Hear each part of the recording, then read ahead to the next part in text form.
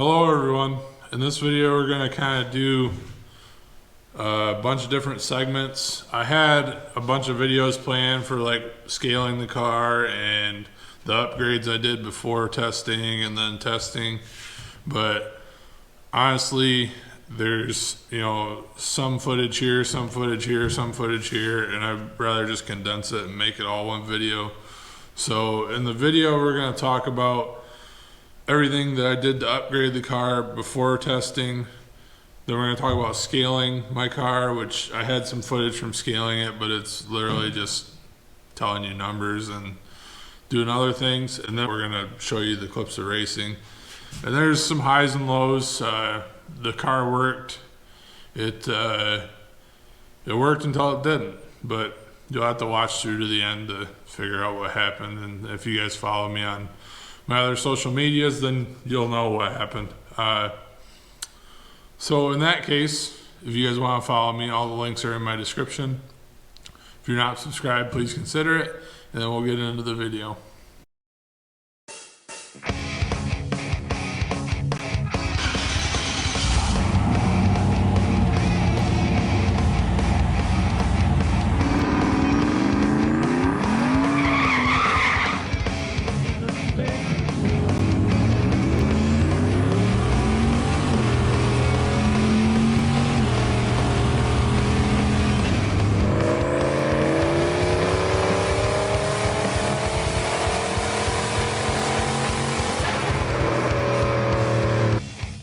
The last week, week and a half maybe, I've been doing a lot of upgrades, a lot of maintenance. It's been kind of an expensive week, but just the normal like oil change, plugs, new BR7s, re-cleaned the filter for the fuel system, redid the trans fluid. I don't remember if I said that or not. Put high guard in it to tighten up the converter a little bit. And I guess the tires are kind of something that was a maintenance item. I had these ET fronts and I got kind of cut into the fender on them on the back of this. When I would turn, it would get into it, and I don't know if I got a chemical like E85 or something on them, but they started to delaminate, and people were saying, oh, that's a lockup mark. I'd never locked these tires up. So I took these off, and yeah, they're lightweight and they're nice. But I put some Shinko 160/70 17s on. I hated how these things, being only 2-ply and how light they are, they would look flat all the time. And I think that's what happened there, is on that delamination point, is that they were just so smashed into the ground that when I went to turn on something that was rough, it just kind of ripped a laminate off of it. So I think that's what happened. I'm not sure, honestly. I have these listed as like one good spare because they've only got like 200 miles on them. And then the other one, or if somebody needs a mock-up one, just I guess get a hold of me. But nobody's really seen much interested. They're 26/4/17s. But I did that. I changed out the lower brackets for the Caltracs. Now these Caltracs, I've been kind of fighting with them because they are not very adjustable in the leverage department on the rear housing. So I went and bought a set of Mid-America Customs gap brackets, and I have them set on the highest setting, which is the least leverage.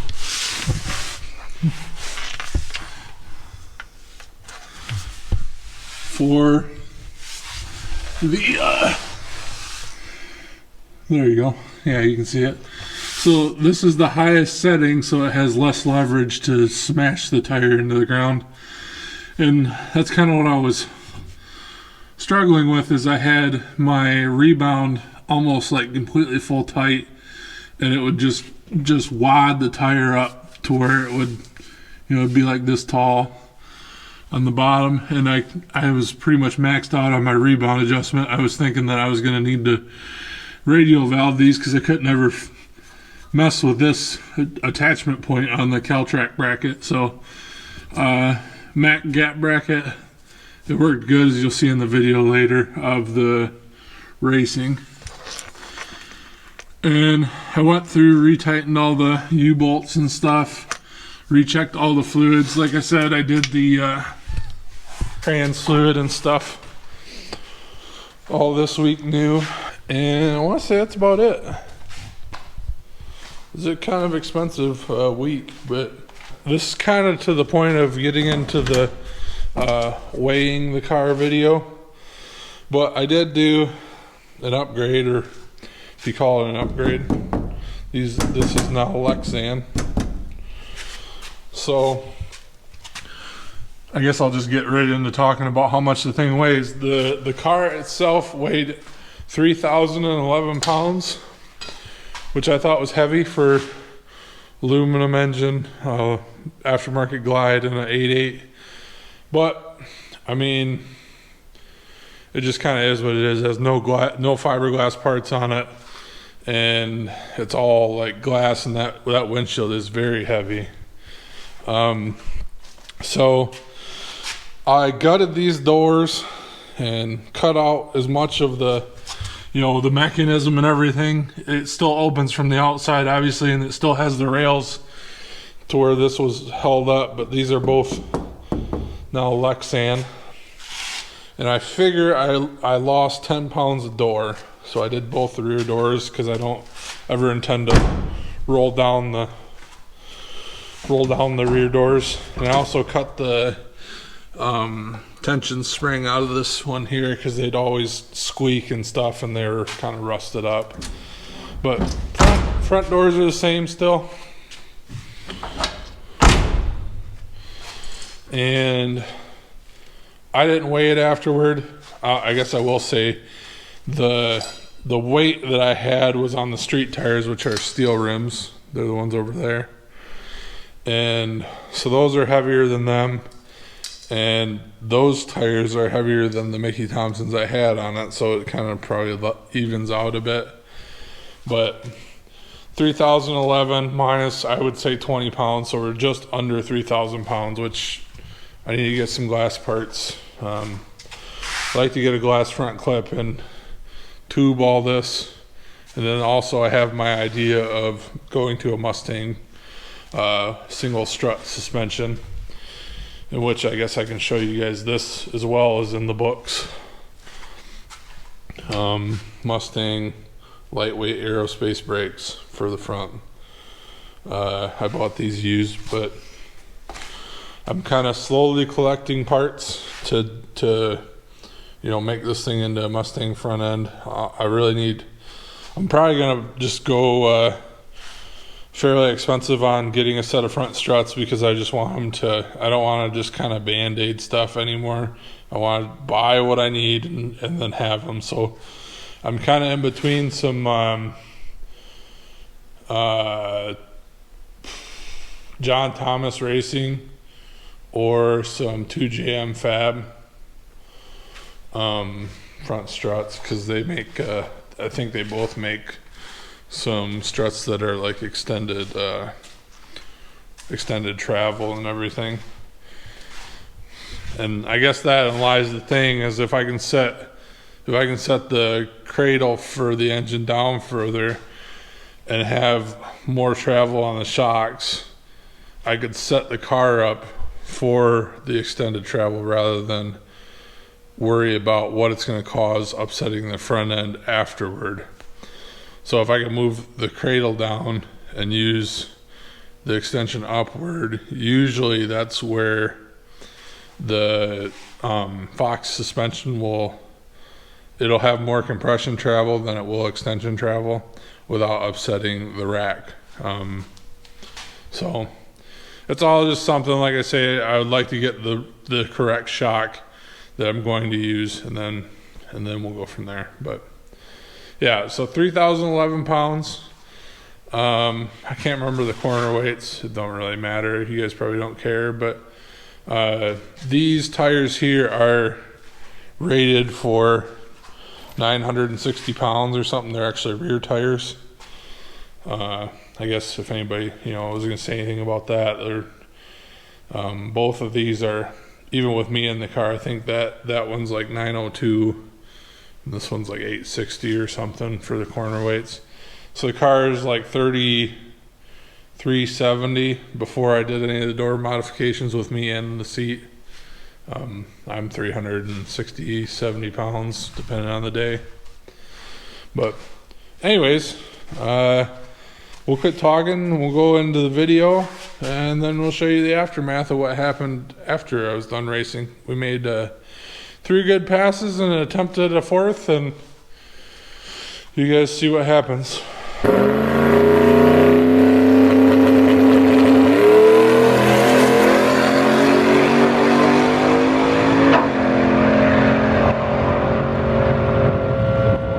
Hey guys, we're starting it off with kind of a win. I didn't get any inside footage of the car on the first pass. I didn't remember to turn the GoPro on, but car ran a personal best. It was 648 ET for the 8th at 108. The 60 foot was a 1.5, which is better. And then some adjustments I made to the rear suspension, because before I showed you guys that the tire was just getting smashed into the ground. It seems to be doing a lot better, and the 60 foot's coming around finally. We still need to turn it up a bit. This first pass I have video of was from outside the car. It was leaving on 6 pounds, and I think 13 or 14 down track. And we're gonna put some more to it. I think we're gonna try to leave on like 8 or 10 and go to 16, 18, maybe 20. Probably try to creep up on it because I don't want to have traction issue.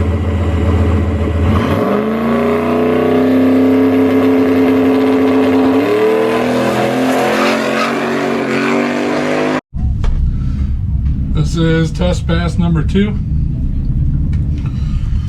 There's been a couple oil downs, so I don't know what to expect.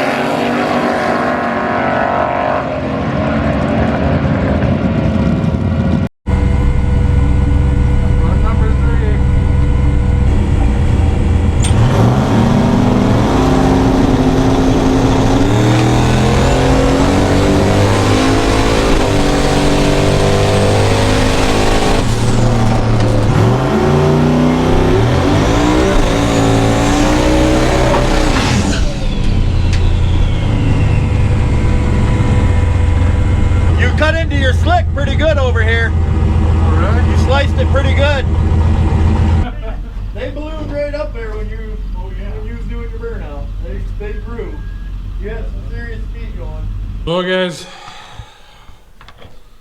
it went. As you can tell, you didn't see it pass at that last burnout. I think I was filming. I've been getting hounded by my friends and my friend's dad and everybody to do a huge burnout. Well, I did like 8,500 limiter in first gear and second gear, so it was probably quite a bit of wheel speed. And the slick grew, ballooned, ripped, can't open the fender, and then can't open the tire.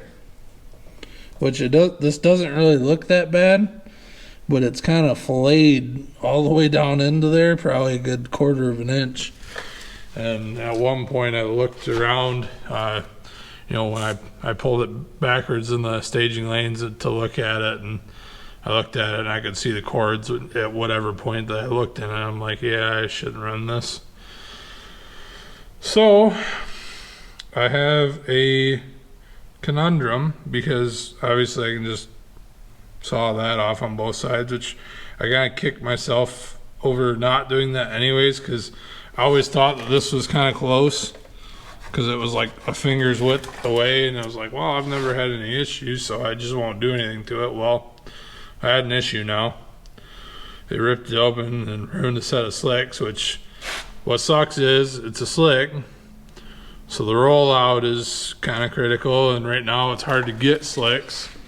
So I can't just replace one, because the rollout will pretty much never be the same, because one's used, obviously.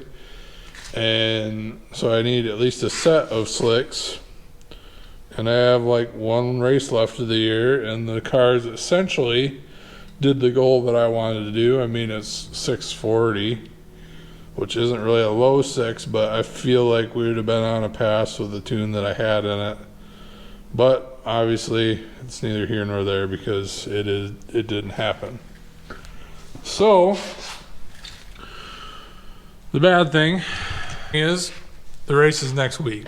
So I'm talking to you guys Friday night, the 1st, and the race is Saturday the 9th. So I have a week to figure out if I want to get tires or just leave it apart and just basically put it on the street setup and street drive it the rest of the year and just be content with it, or if I want to try to order a set of slicks, get it here to put them on. And then the thing is, they're not having the 4-door shootout, so they're having a streetcar class. I've kind of been, I messaged the guy that runs the event, Mike, and it's a street class, but it's basically you have to drive 15 miles. It doesn't have anything to do with interior or anything like that.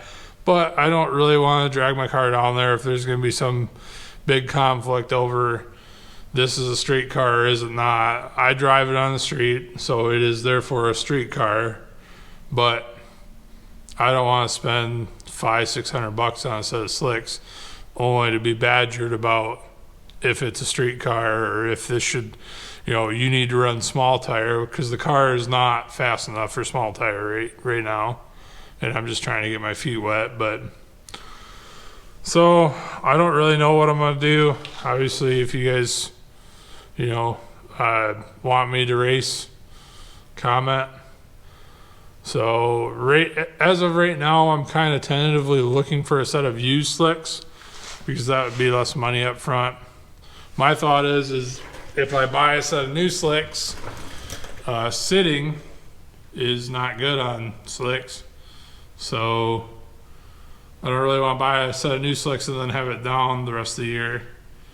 And as far as like getting slicks, people are kind of price gouging on getting slicks right now. So if I could wait, then I could possibly get a set cheaper if I waited. And, along with all the other like just normal people stuff of, I got to pay my bills instead of just throwing money at the car, which in this video, I think I'll explain in the beginning of it that I just bought a set of Mac Mid-America Customs brackets for my Caltrax. They work great. I would recommend. I think I was talking to somebody else, but if I had to do it again, I would buy Assassin bars by Smith Racecraft, because they're so much more adjustable. But if I've already got Caltrax, then that Mac gap bracket that they have is, is a pretty good one. And then I bought a new set of tires, which I don't know if I showed. So you just put motorcycle tires up front. They're just cheap Shinkos, but they're still $300. So I'm not even mad, guys. It's the car did what I wanted it to do on the first pass. It went A to B, did a 640, and I consistently ran 640s after that, even spinning, and I was turning it up. And then I went to go put the tune together where I would take some out of the trans brake and then ramp it back in after the transition, and that happened. So with how that went, I think it would have probably did really well. But once again, neither here nor there, and I'm starting to babble really. I guess let me know what you guys think. If I should try to band-aid it together, or not even band-aid it together, just get a new set of tires and trim the fenders to get it to go to pour your own puddle, or if I should just hang it up for the year and just take a break, recoup some money, and then get back into it. Obviously, I'm still buying parts. I got other stuff I need to work on, but it's been kind of on the back burner because the car hasn't been together. And yeah, I don't know what else to say. Thank you guys for watching. If you have any advice or anything like that, other than like trim the fenders, do a bigger burnout, I guess let me know. I'll see you on the next one.